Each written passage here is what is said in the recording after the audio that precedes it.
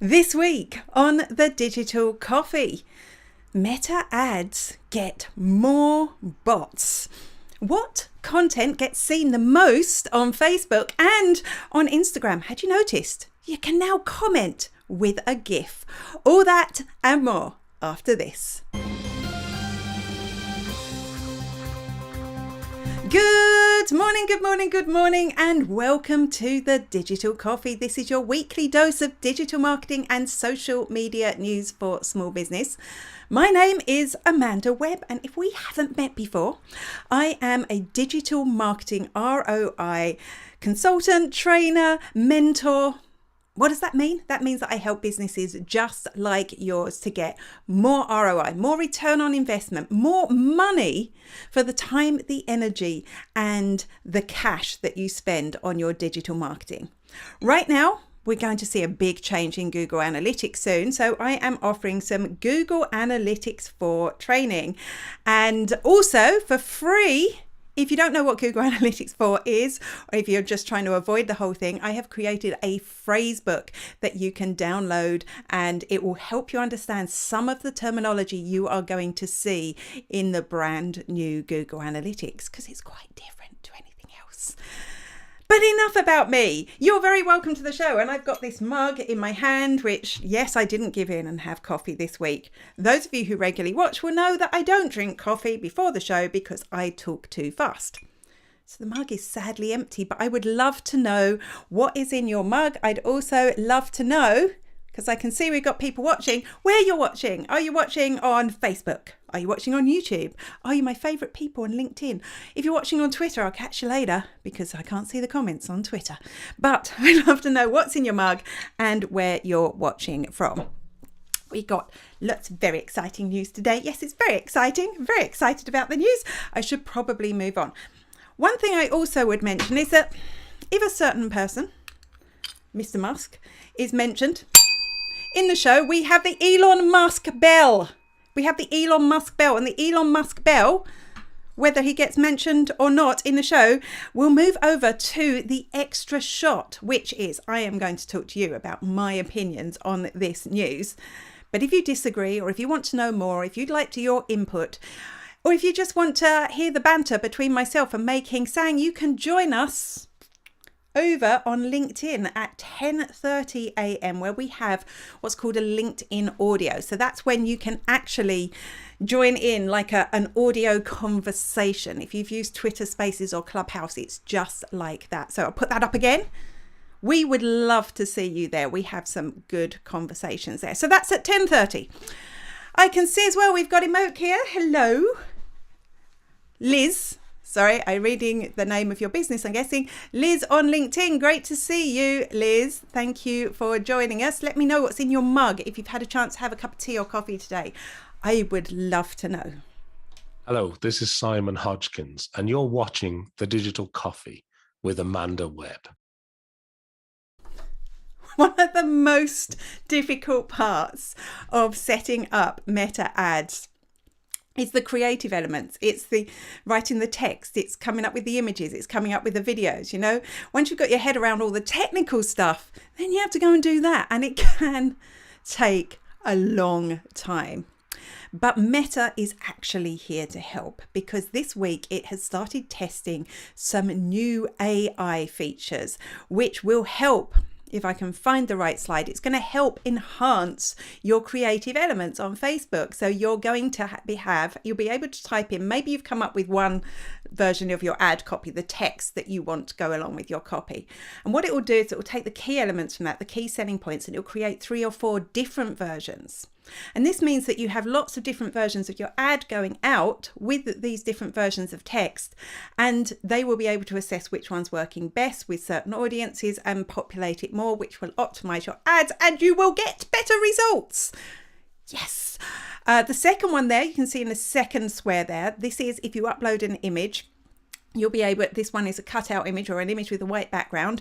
You'll be able to type in what you would like in the background. So in this case, it's got like clouds or something, and it will create a background based on what you type, which is pretty cool. The third version This is going to be really handy. So if you are advertising already, you'll know there's different placements. You've got your story placements, which are long and thin. You've got your feed placements, which square is really good. And you've got your sidebar placements, which, yeah, some people still use. And that's kind of horizontal. And it's a real pain if you haven't created different versions of your image. You have to kind of crop it down and bits get missing, and it's super annoying. So this third one here, this is going to not crop, but it's going to fill in the blanks. So you can see they've added a square image and they're filling out the rest of the story, which is, I have to say, pretty damn cool, right? Pretty cool. So this will be available soon. They're saying it's going into a sandbox, which means beta testing basically. So I'm not sure how soon we're going to have access, but I do think this is really going to take the sting, particularly if you're the tech person and then you have to use the creative. This is going to take the sting out of it. Of course, we have AI on Facebook ads already. It does a lot of good work for us. We have to spend less time creating ads technically than we used to as well. So this is a good use of AI from Meta. I'm very, very impressed. Good morning, Fiona. I can see you are here on Facebook. Just a reminder, give us a shout out wherever you're watching. I can see we've got Liz on LinkedIn. We've got Fiona, who is in Australia, which means it's nighttime for you. Is it your bedtime, Fiona? In which case, I hope you're not drinking coffee. A nice cup of cocoa, maybe. A nice cup of cocoa. Right. We'll move on. Good morning, good afternoon, and good evening. This is Jeremiah J-Man Monero, J-Man Speaks from New York, and you're watching Digital Coffee with Amanda Webb. Make it a great day. Well, as soon as I heard this news, I went and looked at my LinkedIn follower account, but I haven't been looking at my LinkedIn follower account for a long time. Well, a couple of weeks at least, so I wasn't really sure had I lost any followers. But apparently this week, a lot of people have lost followers. Which sounds bad initially, right? It sounds like this is bad news, but actually no, it's good news, because like Twitter we're talking about last week, LinkedIn is removing inactive accounts or restricted accounts from your follower account. It's not clear if they're removing them completely from LinkedIn, but they will no longer be included in your follower account. So you may have seen a drop off of followers. I saw somebody saying they'd lost 70, but those followers weren't any good to you anyway. So this is going to give you a more realistic perspective of the number of people you'll be able to reach. So actually really good news. I can see we've got more people joining in. LinkedIn popular this week. LinkedIn is my favorite. Did I mention it's my favorite? It used to be Facebook. Don't know what happened there. And then there was Twitter. There was Twitter. That's all I'm going to say about that. I'm not even going to mention the name. My favorite part of the week. Good morning. What are you drinking? I hope you're drinking some fancy tea today. You've been letting me down the last few weeks making. Joanna, great to see you. From County Kildare, just down the road, enjoying a hot cup of tea. Where in County Kildare are you? Maybe we should meet up for a coffee. That would be fun. Hi, I'm Carol Phillips from Laguna Beach, California, and I'm here watching Digital Coffee with Amanda Webb. Hi. What content actually gets seen on Facebook? Is it even worth, and I see this coming up a lot, is it even worth posting to your Facebook page anymore? Well, once a quarter, Facebook release their quarterly, because it's once a quarter, most viewed content on Facebook report.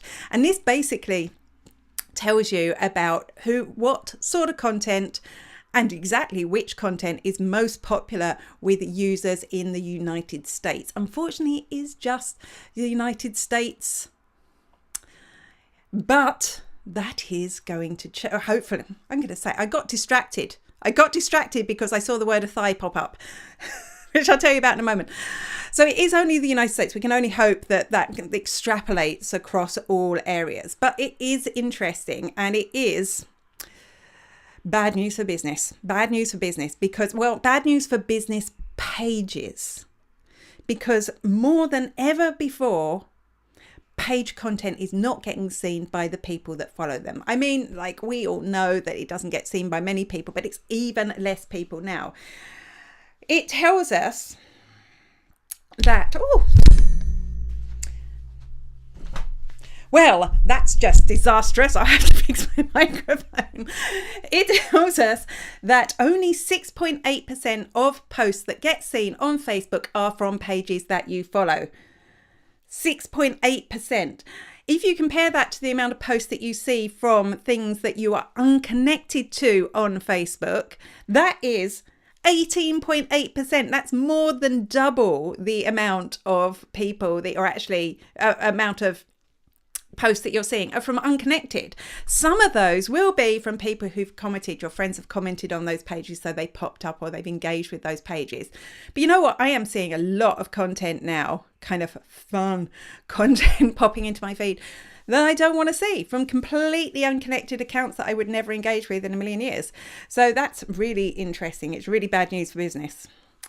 There is a little bit of good news. If you want to post a link to Facebook, the best place to post it is to your business page, because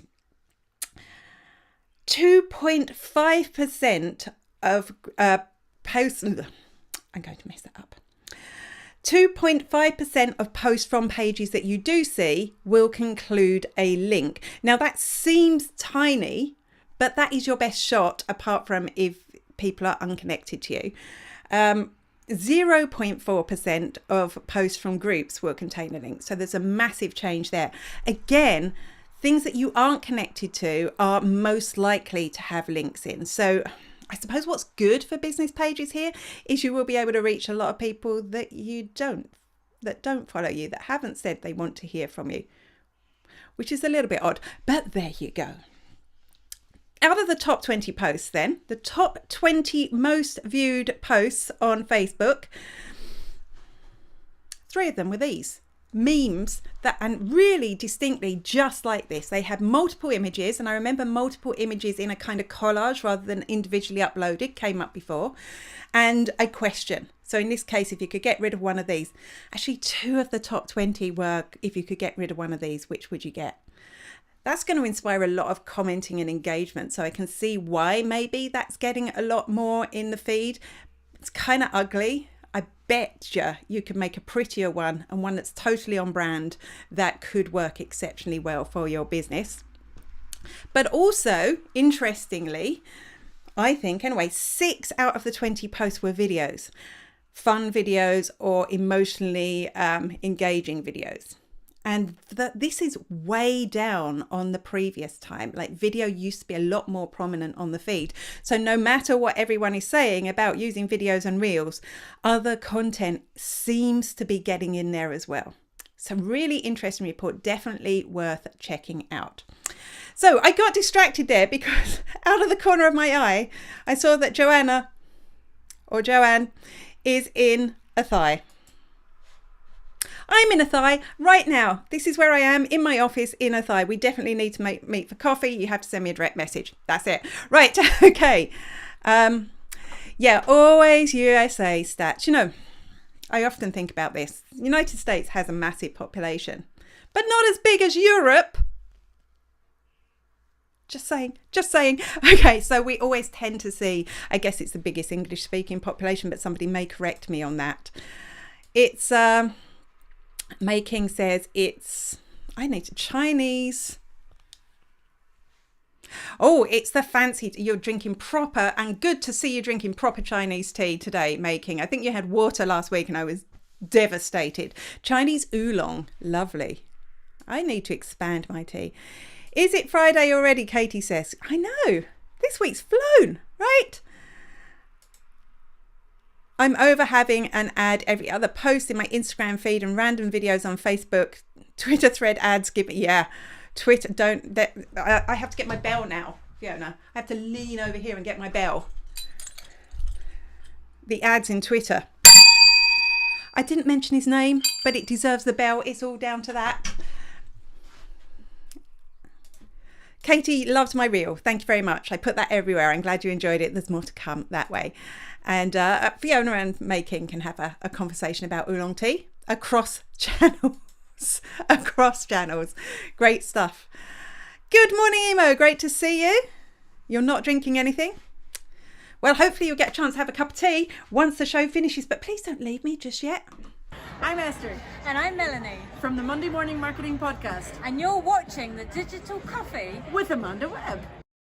There are a lot of barriers to running an ad on Facebook using Ads Manager. There's just all these hoops you have to jump through, and most of those are down to that Apple, I almost said Meta, Apple privacy update, which I think must have been about 2 years ago now, when they introduced this update where people could choose not to be tracked by Facebook on their phones. And of course, nobody wanted to be tracked by Facebook, so that put a in Facebook's ad scheme. So they introduced a lot of new features to help combat that. But now they're going away. A lot of these hoops are going away, which is going to make it a lot easier for businesses to use Ads Manager without jumping through these hoops. So, for example, and this is like for conversion ads that you're sending to your website. I believe other ads still worked. So what's being removed? You no longer have to verify your domain in order to run conversion ads.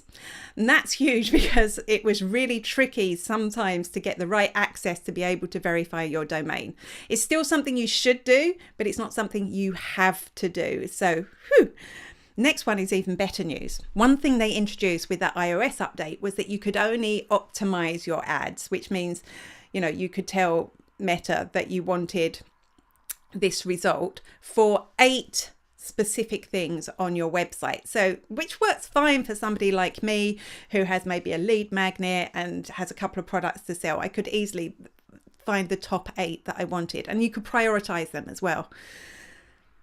It was a bit of a pain though if you were like in retail, or if you had more than 8 events that were really important to your business, or if you run a lot of ads, you would soon run out of those 8, and it was really, you had to wait each time you reprioritize. That is, and soon to be gone.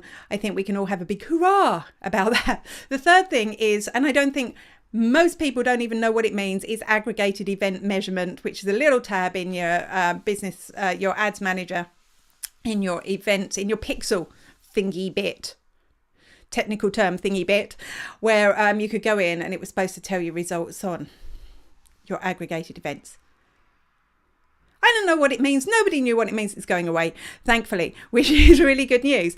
Now, the really best news about this is now that if you are a smaller business, if you're running your own ads, if all that was becoming problematic to you, you will now be able to run conversion ads with the Pixel without worrying about this stuff. We don't know why it has changed because the Apple iOS update hasn't changed, but all in all, I think it's good news. Hello, this is Nicole from Wonderstars, and you are watching Digital Coffee with Amanda Webb. YouTube has added a card to its analytics that is kind of cool. It's going to show you, let me get it up on the screen because I haven't been pressing any buttons today. It's going to show you the activity from the people who view your content. So it will show you, do those people watch a lot of shorts? Do they watch a lot of videos, by which they mean kind of your standard YouTube videos? Or do they watch a lot of live? Hello, live viewers on YouTube. It's going to tell you their activity, which I think is really cool. Now, sadly, I don't have enough views or activity on my YouTube channel to be able to enable this. It's just sitting there going, nope, can't have this, Amanda. You're not popular enough. It doesn't tell me how many views I need in order to activate this. Now, I think this is good, but I do think it should just be the beginning, because what I would really like to see is something like what we can see on Instagram. So, on Instagram, when you go into your insights, it breaks down your content by type, and it will tell you, are you reaching followers or non-followers with that content type? And it really helps you build a strategy, because you find out that, Reels get shown to a lot of people that don't follow you already. So it's a great way to attract new followers. I'd love to know if the same is true for shorts on YouTube. So I'm really hoping that this will get extra updates soon in the future.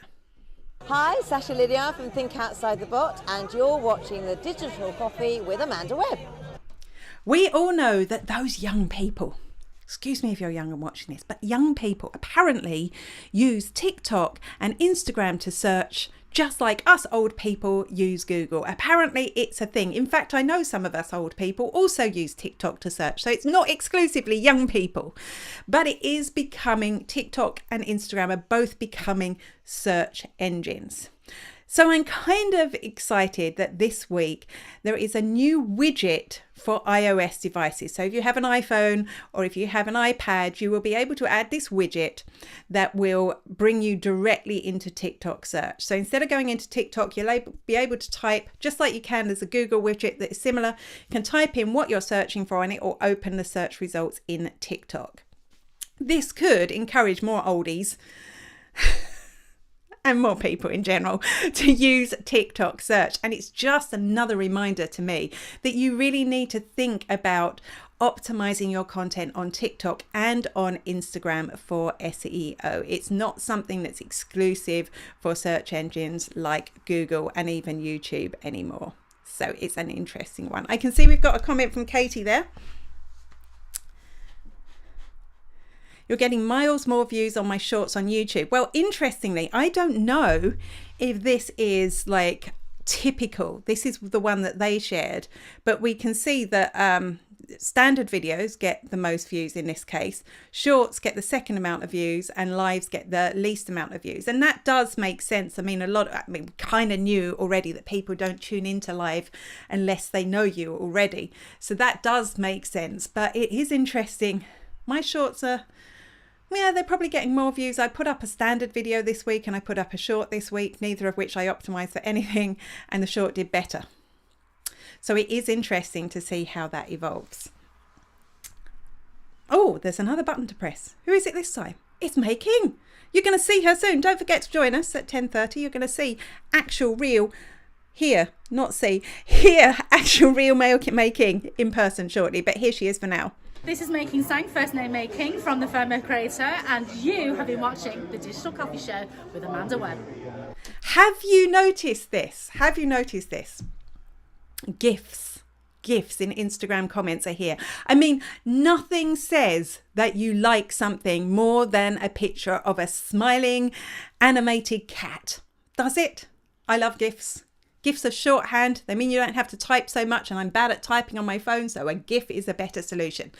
They've always worked really well in stories. I love seeing some of those GIFs in stories. They add a little bit of humor and emotion to stuff. Now you can comment with a GIF on Instagram, which is nice.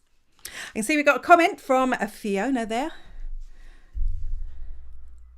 I'm not sure I would rely on search on TikTok, as generally I'm looking for peer-reviewed content.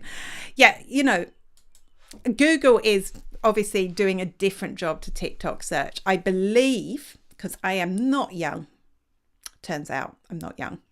I believe the young people are using it more for searching things like recipes and how-to content more than, research content. Probably, you might find some interesting things on TikTok.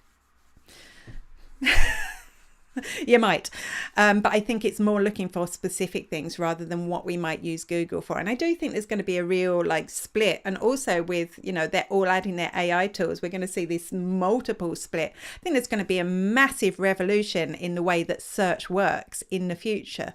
I think, Google has been there and king for a long time, and SEOs have been king for a long time, and things are definitely going to change. Well, did I mention, come and chat with us at 10:30, myself and May King.